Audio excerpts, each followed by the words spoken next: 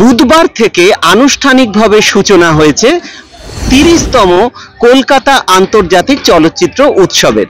আর আজ থেকে এই নন্দন রবীন্দ্র সদন শিশির মঞ্চ জুড়ে কিন্তু ফিল্ম একের পর এক বিদেশি ফিল্ম থেকে শুরু করে আমাদের দেশীয় ফিল্ম এবং অবশ্যই বাংলার নানা ছবি কিন্তু এখানে দেখানো হবে। টানা 11 তারিখ অবধি চলবে এই চলচ্চিত্র উৎসব। আপনারা এই চলচ্চিত্র উৎসব দেখতে পাবেন নন্দন 1, নন্দন 2, নন্দন 3 রবীন্দ্র সদন শিশির মঞ্চ। যারা কিন্তু নিউ টাউনের কাছাকাছি থাকেন তাদের জন্য সুযোগ রয়েছে, তারা নজরুল তীর্থ 1 এবং নজরুল তীর্থ 2 এও কিন্তু এই চলচ্চিত্র উৎসবের বিভিন্ন দেশি বিদেশি ছবি দেখে নিতে পারবেন। তাছাড়াও রয়েছে রবীন্দ্র ওকাকুরা ভবনে বিভিন্ন ছবির প্রদর্শন। এর পাশাপাশি গগনেন্দ্র যে শিল্পকলা যে ভবন রয়েছে সেখানেও রয়েছে প্রদর্শনী। এবার কিন্তু তপন সিংহের ওপরে বিশেষ কিছু ছবি দেখানো হচ্ছে, কারণ তপন সিংহের জন্ম শতবর্ষকে কেন্দ্র করে এবার কলকাতা আন্তর্জাতিক চলচ্চিত্র উৎসবে একের পর এক ছবি, সেই সঙ্গে তার উপর একটি পুস্তিকাও প্রকাশ করেছে রাজ্য সরকার। আজ আপনাদের আমরা কিন্তু এই চলচ্চিত্র উৎসবের বিভিন্ন দিক ঘুরিয়ে দেখাবো। এই মুহূর্তে আমরা পেয়ে গিয়েছি অভিনেত্রী সুদীপ্তা চক্রবর্তীকে। কিছু যদি বলেন চলচ্চিত্র উৎসব নিয়ে। না, উৎসবের সব খবর এখনো নিয়ে উঠতে পারিনি, আজকে প্রথম এলাম। অপর্ণা সেনের উপর যে ডকুমেন্টারিটা আমাদের বন্ধু ফিল্ম মেকার সুমন ঘোষ বানিয়েছেন সেটা দেখলাম। এখনো ওই ঘরে আছি। এখন একটা টিভি শো শুটিং করতে হচ্ছে, ওই জন্য রোজ আসা সম্ভব হবে না। আমার নিজের দুটো ছবি এবারে বেঙ্গলি প্যানোরামায় কম্পিটিশন সেকশনে আছে। চেষ্টা করব ওই দুটো স্ক্রিনিং এ আসার।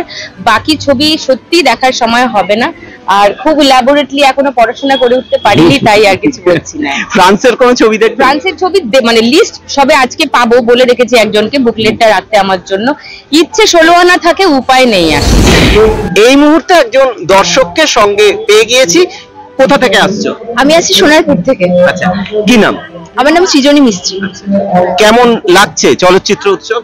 সে তো ভালোই লাগছে। বিভিন্ন দেশের বিভিন্ন রকম ফিল্ম এখানে এসছে, যেগুলো আমরা সচরাচর দেখি না, এগুলো এখানে আসলে দেখা যায়। এবং এটা সরকারের খুবই একটা ভালো উদ্যোগ, এভাবে প্রত্যেক বছর এখানে ফিল্ম ফেস্টিভ্যাল করা খুবই ভালো লাগে আমাদের। সুন্দর করে চত্বরটা সাজানো হয়েছে। চলচ্চিত্র উৎসবে এসেছেন, ছবি দেখার কিছু পরিকল্পনা আছে? আপাতত তো আছে, সেই জন্যই আসা। কিছু কাজের জন্য এসেছিলাম একাড বাংলা একাডেমিতে। তো আজকে ইচ্ছা আছে 4:30 একটা দেখার। এই মুহূর্তে আমার সঙ্গে রয়েছেন পরিচালক হিরেন বোরা। ঘটনাচক্রে হিরেনবাবু আসামের বাসিন্দা, আসামের তেজপুরের বাসিন্দা। তিনি যে ছবিটি বানিয়েছেন সেই ছবি নিয়েই আমরা কথা বলবো। ছবির নাম বোরখা দ্য ভেল। এই নামটা শুনে, যে বোরখা শব্দটা শুনলেই আপনারা যেরকম ভাবছেন একটা ছবির কথা, ছবিটা অবশ্যই কিন্তু সেরকম কিছু নয় বা সেরকম কোনো সম্প্রদায়কে নিয়ে নয়, কিন্তু একটি মেয়ের জীবনের লড়াইয়ের কথা কিন্তু এই ছবিতে তুলে ধরা হয়েছে। না, আমি কিছু বলবো না, আমরা পরিচালকের থেকে কিন্তু জেনে নেব এই ছবির কিছু কথা। रेशमा एक छोटी सी लड़की है 13 इयर्स का। उसका जो लाइफ स्ट्रगल है पढ़ने के लिए, उसका जो स्ट्रगल है, हाँ, उसके ऊपर भी थोड़ा पाबंदी लगाया था, तुमको ये लगाना, ये पहनना पड़ेगा। हाँ, ये गांव का एक मुल्ला है जो विलेज हेड है, वो उसका ऊपर ये लगाता है, जो तुमको ये लगाना पड़ेगा, इसको पहनना पड़ेगा। उसका फादर भी इसलिए उसके रोक टोक करता था, लेकिन बात ऐसा है, बाद में वहाँ का जो टीचर है, उसका स्कूल टीचर जो है, और गांव का कोई 2-3 सारा अच्छा ये लड़का है जो लोग उसको हेल्प किया, जिसके लिए वो मैट्रिकुलेशन अच्छी तरह से वो एग्जाम किया। बहुत स्टूडियस लड़की है और रिजल्ट भी टॉपर किया हो मैट्रिक में। আচ্ছা, এই যে একটা বিষয় যে একটি মেয়ের জীবনের লড়াই, সেখানে কিন্তু একটা জিনিস আমরা গোটা দেশেই দেখি, যে এখনো আমাদের দেশের প্রত্যন্ত বিভিন্ন জায়গাতেই কিন্তু নারী শিক্ষা নিয়ে একটা কুসংস্কার একটা রয়েই গেছে, সেটা কিন্তু দূর করা যাচ্ছে না।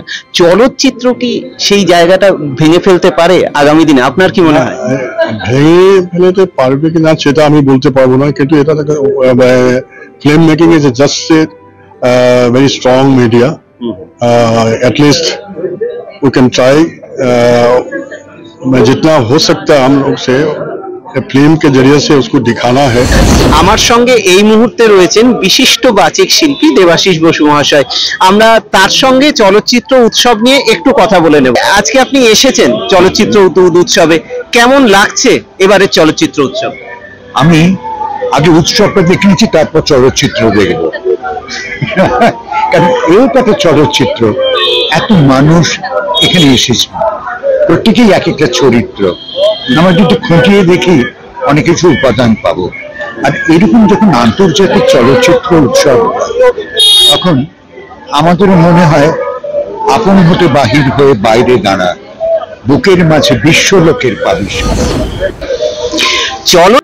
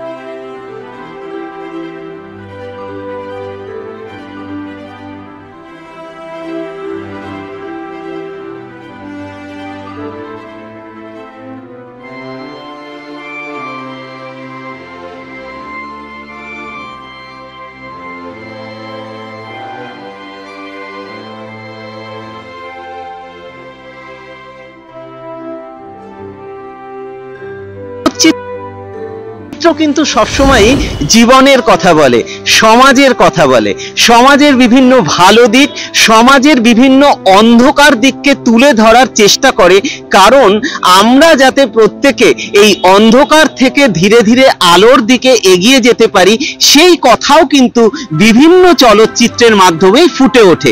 আর সেই সব বিভিন্ন ছবি এবার কলকাতা আন্তর্জাতিক চলচ্চিত্র উৎসবে দেখানো হচ্ছে। তাই অবশ্যই মিস করবেন না, আসবেন এই চলচ্চিত্র উৎসবে, বিভিন্ন দেশি বিদেশি ছবি দেখবেন এবং নানা অভিজ্ঞতা সঞ্চয় করবেন এসব ছবি থেকে। বলে রাখি, এবার কিন্তু চলচ্চিত্র উৎসবে থিম কান্ট্রি ফ্রান্স, ফলে ফ্রান্সের ছবিও এবারের চলচ্চিত্র উৎসবে স্থান পেয়েছে। তাই আসুন এই চলচ্চিত্র উৎসবে। ক্যামেরায় সমীর বন্দ্যোপাধ্যায়ের সঙ্গে সুমিত চক্রবর্তী, দৈনিক সংবাদ অনলাইন। এই মুহূর্তে কিন্তু আমরা চলে এসেছি নন্দন রবীন্দ্র সদন চত্বরে।